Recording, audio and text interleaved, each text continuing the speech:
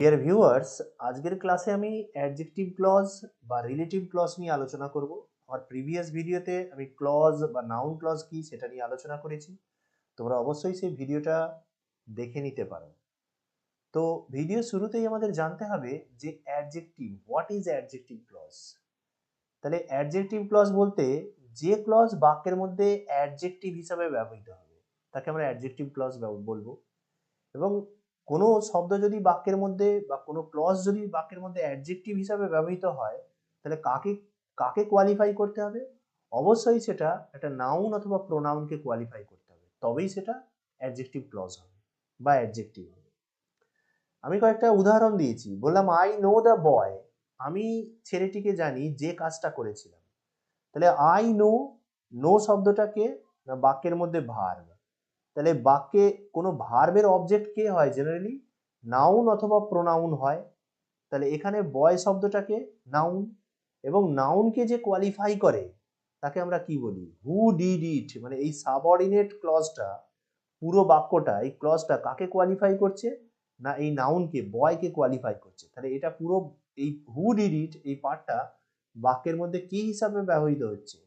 বাক্যের মধ্যে অ্যাডজেক্টিভ হিসাবে ব্যবহৃত হচ্ছে। তো সেই জন্য এটাকে আমরা কি ক্লজ বলবো? না এটাকে একটা অ্যাডজেক্টিভ ক্লজ বলবো।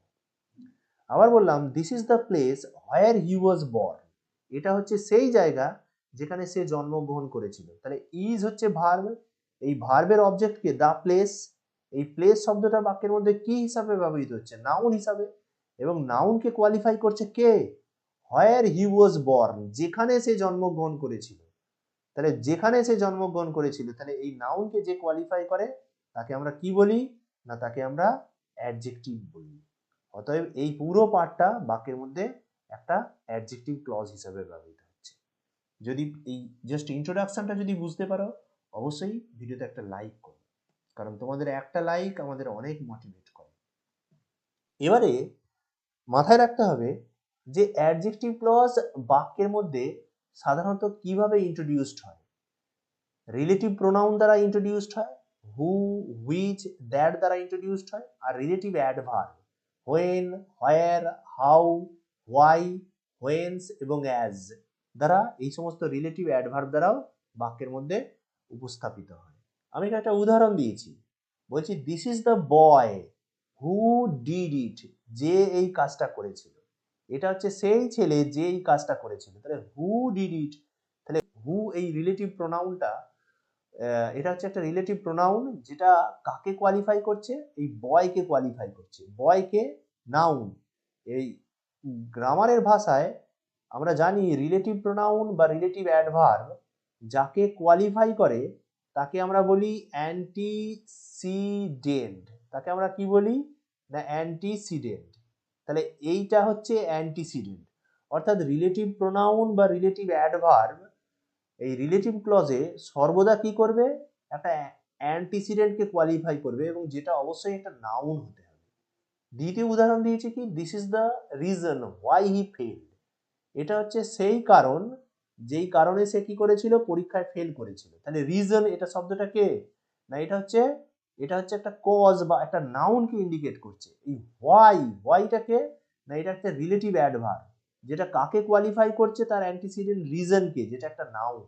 ওকে, আশা করি তোমরা বুঝতে পেরেছো যে relative clause generally relative pronoun এবং রিলেটিভ অ্যাডভার্ব দ্বারা বাক্যের মধ্যে ইন্ট্রোডিউস হয়। এবারে আমাকে জানতে হবে যে রিলেটিভ নেগেটিভ জিনিসটা কি। রিলেটিভ নেগেটিভ বলতে আমরা এই বাট শব্দটাকে, এটা একটা কনজাংশন, কিন্তু এটা কি হয় না বাক্যের মধ্যে একটা রিলেটিভ নেগেটিভ হিসাবে ব্যবহৃত হয়। রিলেটিভ নেগেটিভ বলতে কি জিনিসটা? না বললাম there is none but wishes to be happy, এমন কেউ নেই যে সুখী হতে চায় না। তাহলে এই বাট শব্দটা এই এই পুরো পার্টের মিনিংটাকে এক্সপ্রেস করছে।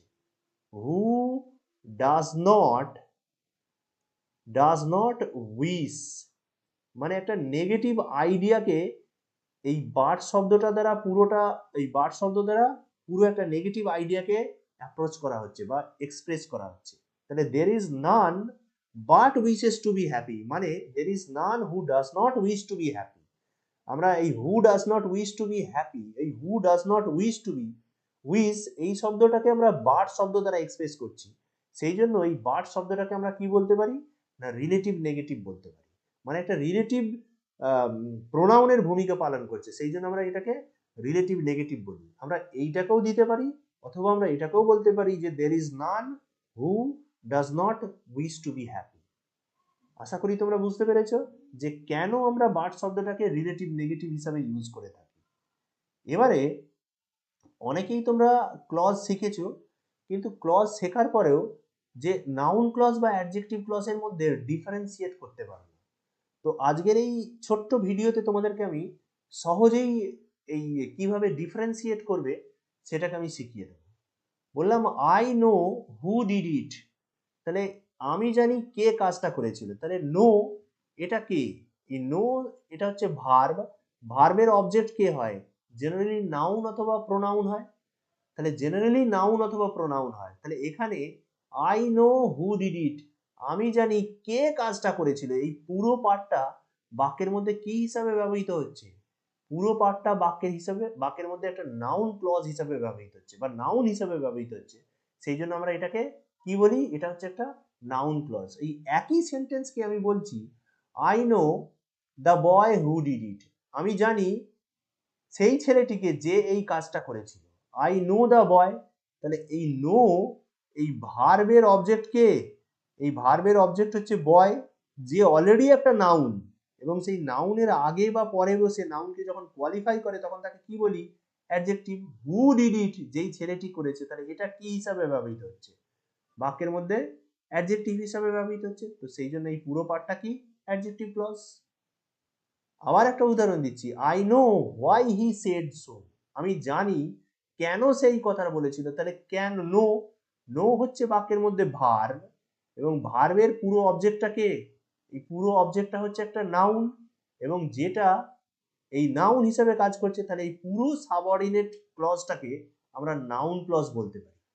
আবার বলছি আই নো দ্য রিজন, আমি কারণটা জানি, I know the reason, reason কি, রিজন বলতে কারণ, এই রিজন শব্দটা এখানে কি হিসাবে ব্যবহৃত হচ্ছে, নাউন হিসাবে, কেন সে কথা বলেছিল, হোয়াই হি সেড সো, তাহলে এই হোয়াই হি সেড সো, এই হোয়াই শব্দটা দ্বারা কাকে ইন্ডিকেট করা হচ্ছে, রিজনকে, যেটা একটা নাউন।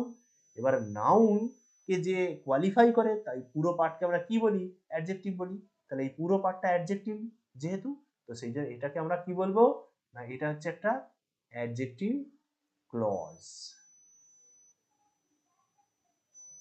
আশা করি তোমরা বুঝতে পেরেছো।